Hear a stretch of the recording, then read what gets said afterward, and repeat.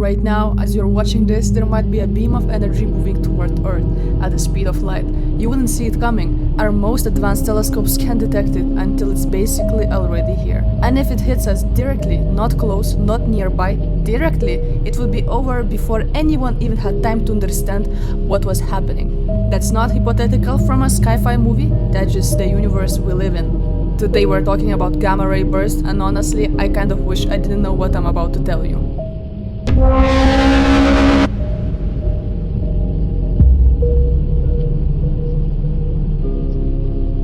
So let's start from the beginning, because gamma ray burst sounds like something from a comic book, and I think that actually gets in the way of how terrifying the real thing is. A gamma ray burst, or GRB, is simply the most powerful explosion in the known universe. In just a few seconds, it releases more energy than our sun will produce over its entire 10 billion years life.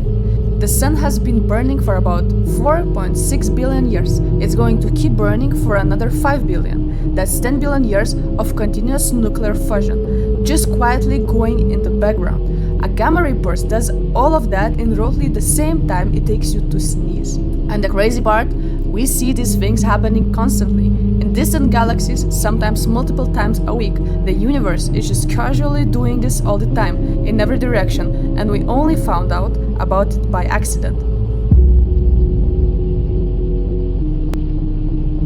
Here's where the story gets a little surreal, because the discovery of gamma ray bursts didn't come from scientists pointing telescopes at interesting things in the sky, it came from the Cold War. Back in the 1960s, the US launched a series of satellites called Vela. Their job was to watch for illegal nuclear weapon tests. Specifically, the Soviets testing nukes in space or in the atmosphere in violation of the Partial Nuclear Test Ban Treaty.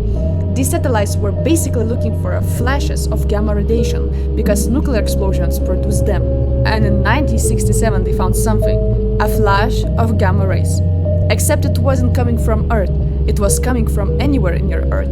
It was coming from a deep space, from a direction that made no sense for any Soviet weapon program. The data was classified for years. When it finally got declassified and published in 1973, scientists were completely baffled.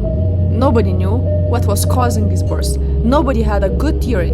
For decades, GRBS were one of the biggest unsolved mysteries in all of the astrophysics, this random violent flashing coming from random directions in the sky, with no clear explanation. It took until the late 90s for us to really start piecing it together, and what we found was a lot more extreme than anyone expected. So what actually causes a gamma ray burst? There are two main types, and both of them involve some of the most violent events in the universe.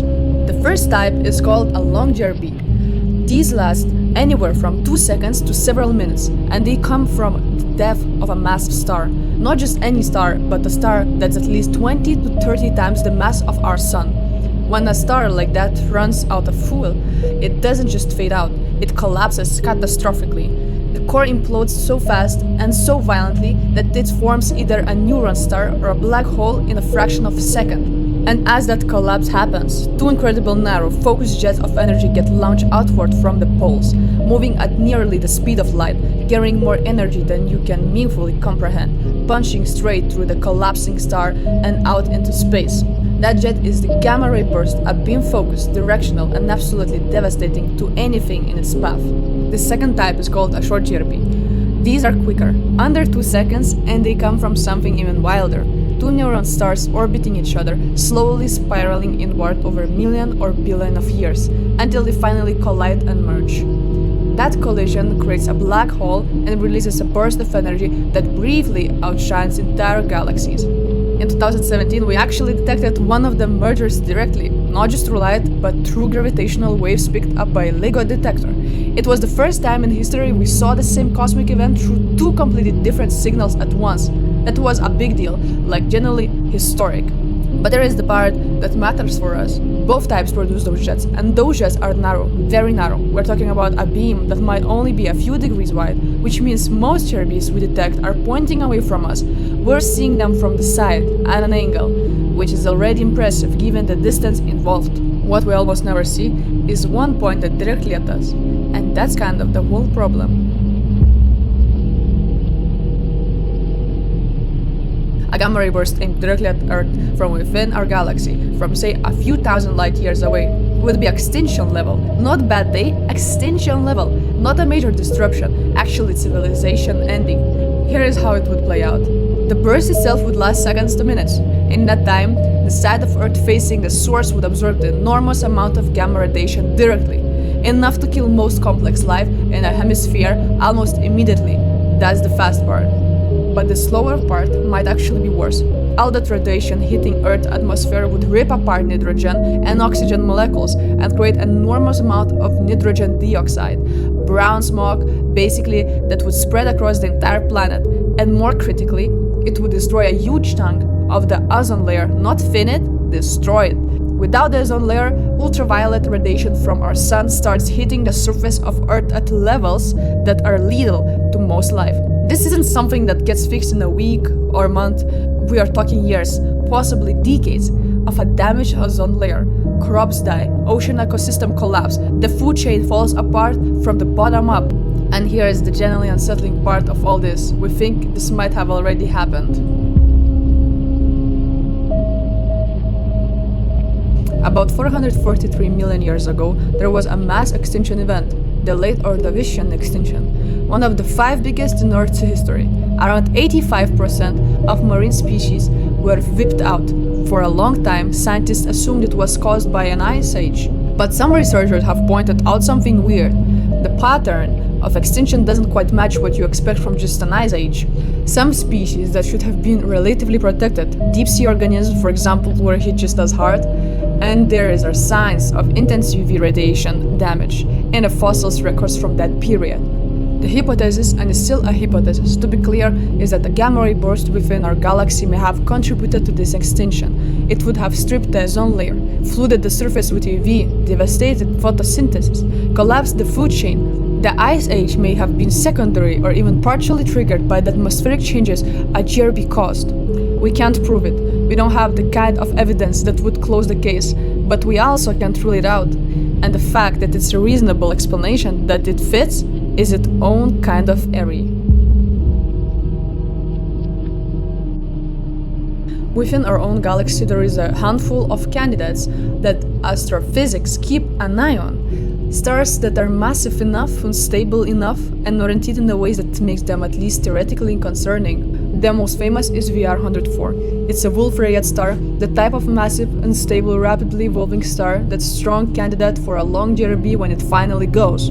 It's about 8,000 light years away from Earth, which sounds like a huge distance until you consider that 8,000 light years is well within the danger zone for a direct gamma ray burst hit. For a while, astronomers thought it might be pointed roughly toward us, like the poles of the star system, where the jets would emerge might be aimed in our direction. More recent analysis has been a bit more reassuring, suggesting that the angle is probably off enough that we'd be in the clear. Probably. But here is what makes it generally uncomfortable to think about. VR-104 is 8,000 light years away. Light takes 8,000 years to travel that distance. So when we looked at VR-104 right now, we're seeing what it looked like 8,000 years ago.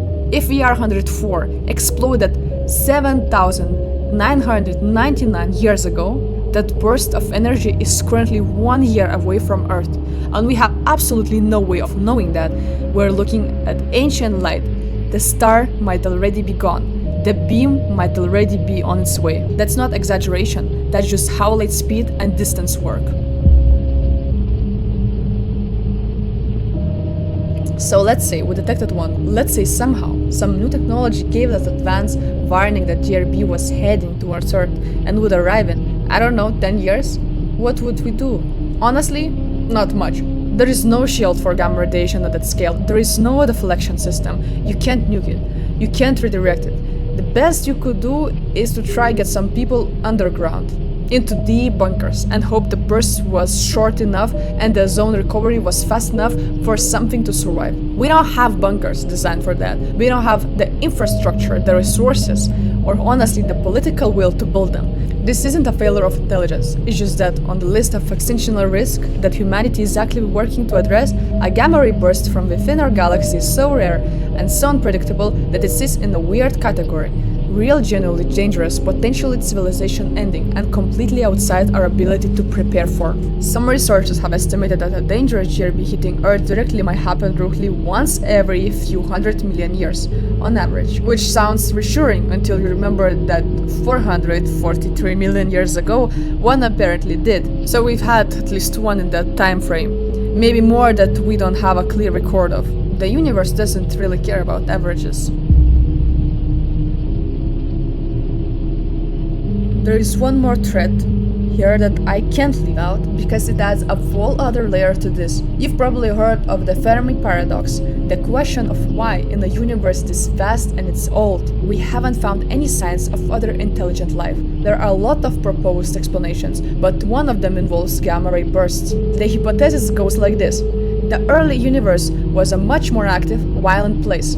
Galaxies were smaller, denser, stars were forming and dying at higher rates, and GRBs were far more frequent and far more concentrated. The radiation environment of the early universe might have been simply too hostile for complex life to develop.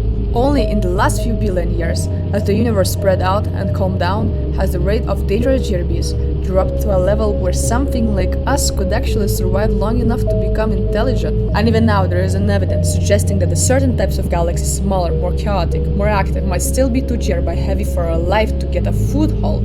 Life as we know it might only be possible in the calmer, outer regions of quieter, larger galaxies like ours, which limits the available real estate in the universe significantly. Maybe that's part of the answer to why we don't hear anyone else out there. Not because life is impossibly rare, but because the universe keeps raising it before it gets a chance to say anything. So there's where we land. Gamma ray bursts are real. They are the most energetic events in the known universe. They happen constantly, in every direction, in galaxies across the cosmos. They've possibly already caused a mass extinction on Earth. There are stars within our galaxy that could produce one. And if one was already heading toward us right now, we wouldn't know. The night sky looks peaceful. It always does, but it's not a peaceful place. It's a place where incomprehensible violence happens all the time, in every direction, and we only avoid it by a combination of distance, geometry, and luck. That beam is narrow, and so far, we've been outside it. So far.